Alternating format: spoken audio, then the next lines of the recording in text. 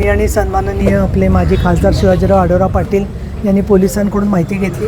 याच्या अगोदरसुद्धा SP पंकज देशमुख यांच्याशी मी कालही फोनवर बोलले होते, आजही बोलले आहे। आणि त्याच्यामध्ये त्यांचे जे सगळे बळी गेलेल्या मुलींचे जे रिपोर्ट आहेत सगळे, त्या रिपोर्टच्या आधाराने जी आवश्यक कलमं आहेत ती लावली गेलेली आहे। परंतु मूळ मुद्दा असा आहे की मुलींच्या सुरक्षेचा प्रश्न आलेला आहे समोर, तो अनेक ठिकाणी वेगवेगळ्या स्वरूपात आपल्याला दिसतो आहे। कुठे बसमधून जात असताना मुलींची छेडछाड होते, तर कुठे दुर्दैवाने स्वतः रक्षक असलेलेच पोलिसांनी छेडछाडीचं सुद्धा उदाहरण झालेलं आहे। त्याच्याबद्दलही मी पुणे ग्रामीण पोलिसांशी संवाद साधलेला आहे। आणि आत्तासुद्धा या केसच्या संदर्भामध्ये मनोधैर्य योजनेच्या मार्फत 20 लाखापर्यंतची जी मदत कुटुंबांना मिळते, तशी या कुटुंबांना 40 लाख मदत सरकारकडून मिळेल। परंतु कुठल्याही पद्धतीने माणसाचा जीव परत येत नाही, ही वस्तुस्थिती आहे।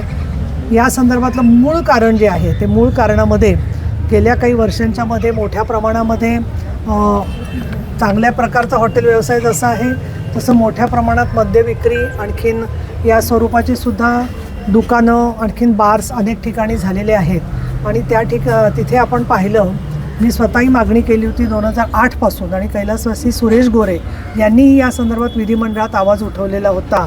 आणि तो म्हणजे जे परप्रांतीय येत आहेत, त्या परप्रांतीयांच्यापैकी जे सरळ मार्गाने व्यवसायासाठी आलेले आहेत त्यांचीसुद्धा नोंद असली पाहिजे की ते कुठल्या जिल्ह्यातून आले आहेत, कुठल्या राज्यातून आलेले आहेत।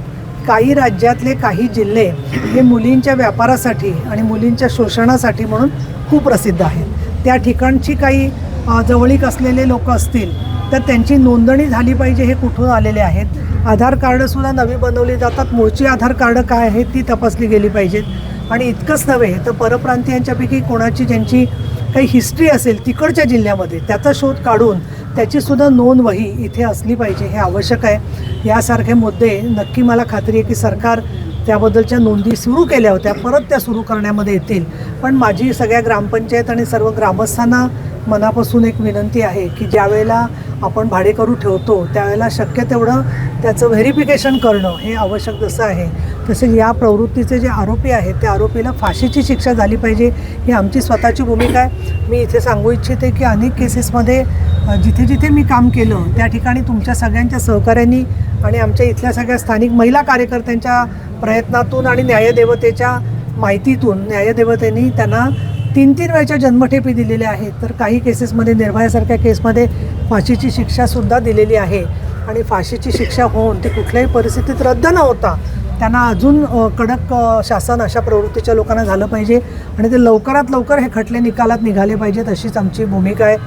जो समाजाची त्यांची मागणी आहे गोसावी समाजाची की त्याला SCमध्ये समाविष्ट करा, हा संपूर्ण विषय सन्माननीय मुख्यमंत्री, सुप्रीम कोर्ट यांच्या अखत्यारीमध्ये आहे। परंतु भावना समाजाच्या मी तिथपर्यंत नक्की पोचवीन, आणि कन्व्हिक्शनपर्यंत, दोषसिद्धी होईपर्यंत आम्ही सगळेजण बरोबर असू। तुमच्यापैकी काही जे जुने पत्रकार आहेत त्यांच्या लक्षात असेल की 2 अल्पवयीन मुलींना पश्चिम बंगालमध्ये नेऊन विकण्यात आलं होतं। त्याच्यामध्ये सन्माननीय विजयाताई शिंदे यांनी स्वतः साक्ष दिली होती कोर्टात। आम्ही स्त्री आधार केंद्रातर्फे फॉलोअप केला होता। आणि नांगरे पाटील ज्यावेळेला पुणे जिल्ह्याचे SP होते, त्यांनी पोलिसांचं एक पथक पाठवून तिथपर्यंत जेव्हा गावी जाऊन शोधलं त्यावेळेला त्या मुली जिवंत सापडलेल्या होत्या, आणि नंतर कोर्टात ती केस उभी राहिली होती। त्यामुळे आपला हा जो भाग कल्याण, मुंबई याच्याशी निगडीत आहे, तसं जुन्नर, खेड, आंबेगाव या ठिकाणचे असे आपल्याला पाहिलं मध्यंतरी की मुंबईतले आणि इतर भागातले सुद्धा तडीपार लोक हे या ठिकाणी पुनर्वसित झालेले आहे। ते पुनर्वसित झालेले आहे का त्यांनी स्वतःचे अड्डे बदललेले आहेत त्याचा शोध घेणं हे सगळं पोलिसांचं काम आहे। परंतु या केसमध्ये तरी असं दिसतं आहे की पोलिसांनी त्याच्यामध्ये ताबडतोब तपास केला।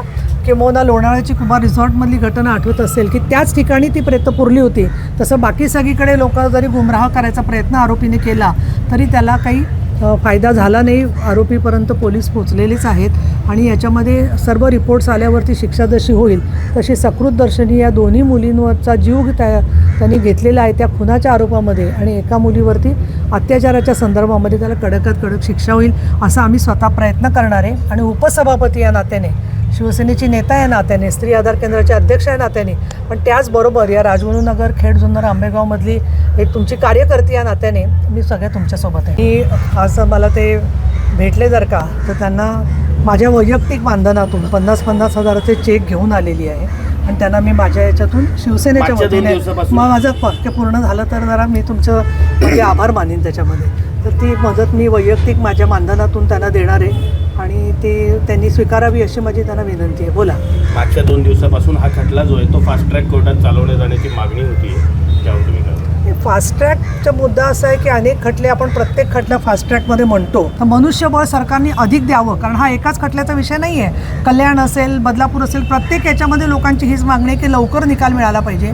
नवीन दंडसंहितेच्यानुसार अशा घटनांच्यामध्ये 6 महिन्यात खरं तर निकाल लागला पाहिजे, परंतु त्याच्यापेक्षा जास्त दिरंगाई झाली तर अशा न्यायालयसुद्धा म्हणतं की आम्ही किती केसेस प्रायोरिटीवर घेणार, आणि त्यामुळे फास्ट ट्रॅक म्हणण्यापेक्षा फास्ट स्वरूपाची एखादी द्रुतगती न्यायव्यवस्था उभं करण्याच्या दृष्टीने राज्य सरकारने प्रयत्न करावेत असा आमचा प्रयत्न राहणार आहे. सन्माननीय देवेंद्रजी फडणवीस हे मुख्यमंत्री आहेत, गृहमंत्री आहेत, विधी आणि न्याय विभागाचे मंत्री आहेत, उपमुख्यमंत्री स्वतः एकनाथ शिंदे आहेत की जे नगरविकास मंत्री आहेत.